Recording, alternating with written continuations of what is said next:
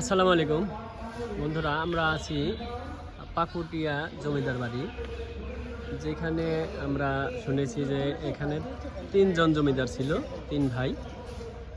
তাদের বৃন্দাবন চন্দ্র, রাধা গোবিন্দ, তাদের নামের প্রথম অক্ষর দিয়েই হয়েছে এখানকার মহাবিদ্যালয় বিসিআরজি ডিগ্রি কলেজ। এই ভবনটাতে এখন কলেজের শিক্ষকদের আবাসিক ভবন হিসেবে ব্যবহৃত হচ্ছে। কি সবগুলো কক্ষ না, কিছু কিছু কক্ষ যেখানে বাস করার উপযোগী সেখানে তারা থাকেন। আর এমনিতেই পড়ে আছে অনেকগুলো কক্ষ। এইখানে মাঝখানে আছে আর একটা ভবন। এই ভবনটাও আরেক জমিদারের ছিল, অর্থাৎ তিন ভাইয়ের ভাই এইজন এখানে থাকতো। উপরের আমরা দেখতে পাচ্ছি এখানে যে ভবনের যে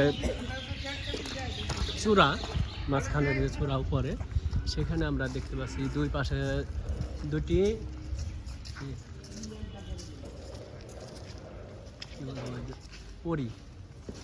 পরী শুয়ে আছে মাথার নিচে হাত রেখে। আর মাঝখানে আছে ময়ূর।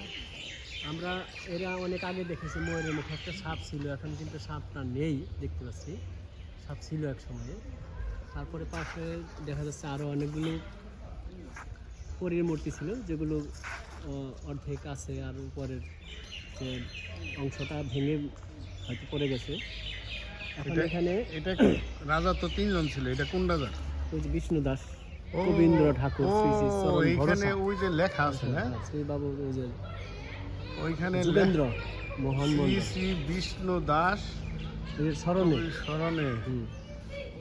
ও আচ্ছা আচ্ছা, এই যে যোগেন্দ্র মানে তিন ভাইয়ের এটা সংক্ষিপ্ত নাম কি ছিল?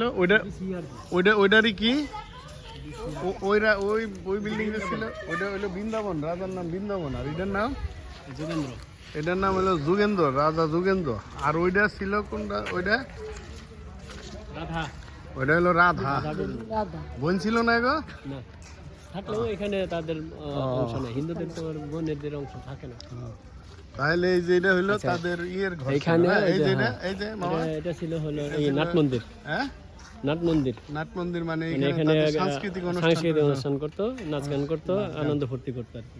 আচ্ছা, এখন এই ভবনটা ওই যে উপস্বাস্থ্য কেন্দ্র হিসেবে ব্যবহৃত হচ্ছে। ওই যে উপস্বাস্থ্য কেন্দ্রের রোগী আসছে ভালো।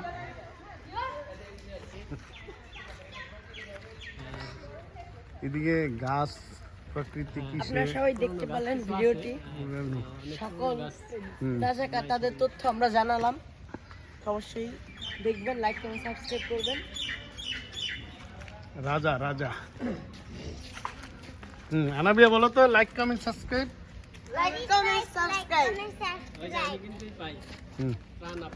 বলো। পাবেন।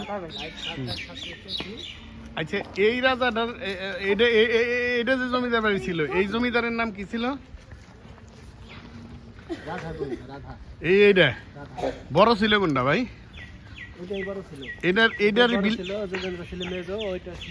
আচ্ছা, এইটার বিল্ডিংটা দুই পাশে মাঝখানে, কারণ প্রশাসনিক ভবন হিসেবে ব্যবহৃত হতো, ওদের যে বিচার আচার হইতো এরকম। এখানে গুপ্ত কক্ষ আছে, যেখানে অনেকে বন্দি করে ইন্দারা বলা হয়, অন্ধকুয়া, সেই অন্ধকুয়াও এটার ভিতরে আছে।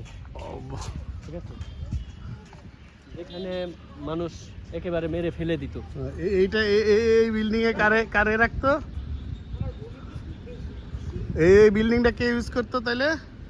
ওই যে রাধা গোবিন্দ কলেজ। তাহলে এখন এটার নাম দাঁড়াইছে পাকুটিয়া বৃন্দাবন চন্দ্র রাধা গোবিন্দ কলেজ। ঠিক আছে, এটা ইদানিং করতে, আগে ছিল বিসিআরজি, সংক্ষেপে হলো বিসিআরজি ডিগ্রি কলেজ। আচ্ছা আচ্ছা, এটার ভিতরে অনেক সুন্দর, বাহিরে অনেক সুন্দর। এখানে বোঝা যায় ময়ূরের মুখে যে সাপের একটা দেখছেন? হ্যাঁ, ময়ূরের মুখের এখানে ওই যে সাপের যে ফনাটা এখন আছে, ময়ূরও আছে। তারপরে ময়ূরের মাথাটা বোঝা যাচ্ছে না, পরী আছে, দুই সাইডে দুইটা পরী শুয়ে আছে। সেম ডিজাইনে গেছে ওই সব বিল্ডিংয়ে কিন্তু সেম ডিজাইন, ওই ডিজাইনটা কিন্তু সবটার মধ্যেই। সবটাই তো এটা প্রশাসনিক হিসাবে ভবন হিসেবে ব্যবহৃত হইতো বিধায় দুই সাইড বোর্ড দিতে হয়। বর্তমানে এটা এই কলেজ হিসাবে ব্যবহার কলেজ হচ্ছে। যে ব্যাপারটা হয় নিচতলায় যে ইয়ে আছে, গ্রামীণ ব্যাংক আছে। হ্যাঁ এই যে এদিকে এই যে আসো বলো প্রিয় ভিউয়ার্স, বাই বাই তো বাই বাই। তোমাদের সবাইকে পাকুটিয়া জমিদার বাড়ি দেখাইলাম নাগরপুর। তোমরা সবাই এই কি আনাবিয়া বলো, like comment like comment subscribe করবেন একটা। ওকে। Bye by.